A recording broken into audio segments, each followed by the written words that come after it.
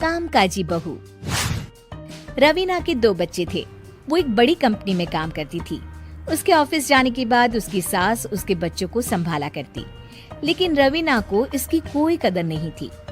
एक दिन रवीना अपनी माँ से फोन पर कहती है, मम्मी क्या बताऊं, मेरी सास तो बिल्कुल अच्छी नहीं है।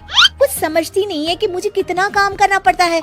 एक तो ऑफिस तक का लंबा सफर और फिर 9 घंटे लगातार काम। बैठे बैठे तो मेरी पीठ अकड़ जाती है। खुद तो सारा दिन घर में मजे करती है, जब मन करा सोए, जब मन किया खाए। तभी उसकी सास वहाँ आ जाती है। अच्छा माँ, मैं बाद में आपको फोन करती हूँ। जी मम्मी जी, कोई काम है क्या आपको? क्या हुआ? रवीना बहू, सारा दिन तो तू ऑफिस के मजे लेती है, लेकिन यहाँ ये बच्चे मुझे आराम भी नहीं करने देते। मेरी तो तबीयत खराब हो रही है। तो आपको लगता है कि मैं दफ्तर में मौज करती हूँ? आपको क्या समझाऊं, छोड़िए। माँ, काम करना भी जरूरी है। मजबूरी नहीं होती तो मैं खुद ही अपने बच्चों को देख लेती। अब आज तो छुट्टी है ना, आज तो कम से कम घर का काम कर ले। बहू काम शुरू करती है। बच्चे के साथ काम करना उसके लिए असंभव हो जाता है।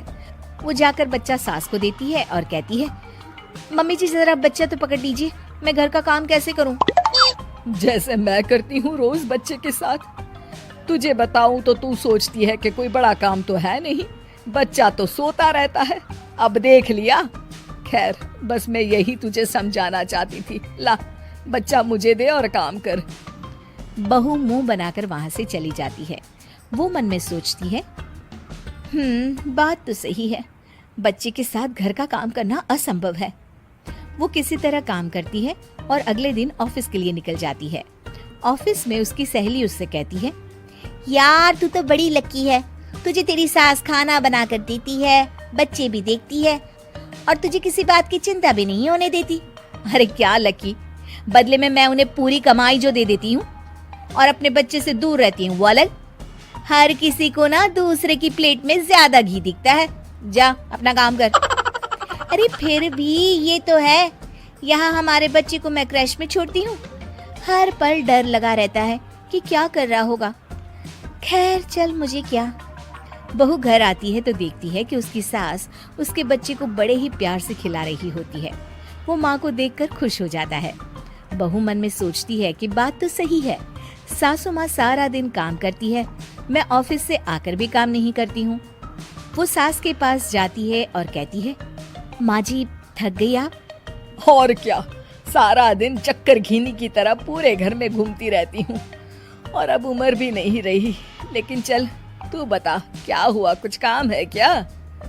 बहू कुछ नहीं कहती, मुस्कुराकर वहाँ से चली जाती है।